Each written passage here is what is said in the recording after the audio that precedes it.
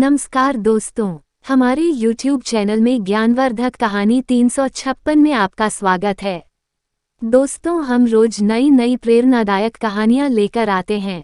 तो हमारी नई प्रेरणादायक व ज्ञानवर्धक कहानियाँ सुनने के लिए आप हमारे चैनल को लाइक और सब्सक्राइब करें, ताकि जब हम कोई वीडियो डालें तो उसका नोटिफिकेशन आप लोगों तक पहुंचता रहे।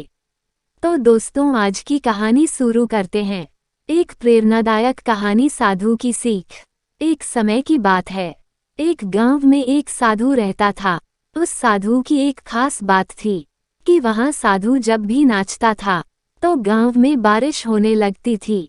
गांव वालों को जब भी बारिश की जरूरत होती थी, उस साधु के पास जाकर उससे विनती करते कि दया करके आप नाचना शुरू करें। और जैसे ही साधु नाचना शुरू करता, वैसे ही गांव में बारिश शुरू हो जाती। कुछ समय के बाद शहर में रहने वाले 4 लड़के घूमने के लिए गांव आए।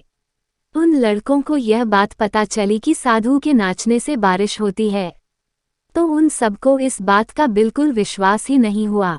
शहर के लड़के अपने आप को पढ़ा लिखा समझ रहे थे, इसलिए उन्होंने गांव वालों को यह चुनौती दी कि हम भी नाचना शुरू कर देंगे तो बारिश होने लगेगी।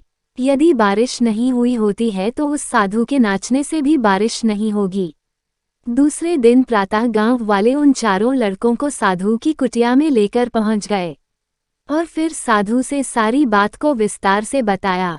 फिर उन लड़कों ने नाचना शुरू कर दिया। थोड़ी देर के बाद पहला थक कर बैठ गया, लेकिन बारिश नहीं हुई। कुछ समय के बाद सभी लड़के बारी बारी से थकते चले गए और शांत होकर बैठ गए, लेकिन गांव में बारिश बिल्कुल भी नहीं हुई। इसके बाद साधु का नंबर आया। साधु ने नाचना शुरू किया। 1 घंटा बीत गया लेकिन बारिश नहीं हुई। फिर 2 घंटा बीत गया लेकिन बारिश नहीं हुई। साधु ने नाचना बंद नहीं किया और शाम तक नाचता रहा। शाम होते होते बादलों की गड़गड़ाहट सुनाई देने लगी और गांव में बहुत तेज बारिश होने लगी।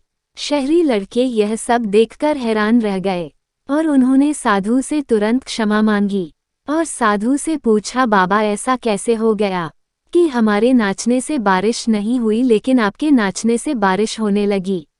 साधु ने उन लड़कों को बताया, जब मैं नाचता हूँ तो 2 बातों पर ध्यान देता हूँ। पहली बात, मैं यह सोचता हूँ जब मैं नाचूंगा तो बारिश को होना ही पड़ेगा, और दूसरी, मैं तब तक नाचूंगा जब तक बारिश ना हो जाए। दोस्तों, सफल व्यक्ति में यही गुण मौजूद होते हैं। वह जिस काम को करते हैं उस काम में सफल होने पर पूरा विश्वास होता है और वह तब तक काम करते हैं जब तक उसमें सफलता नहीं पा जाते। आपको भी किसी काम में सफलता हासिल करनी है तो आपके अंदर भी साधु वाला गुण होना चाहिए। सफलता और असफलता कहने में ज़्यादा अंतर नहीं होता है।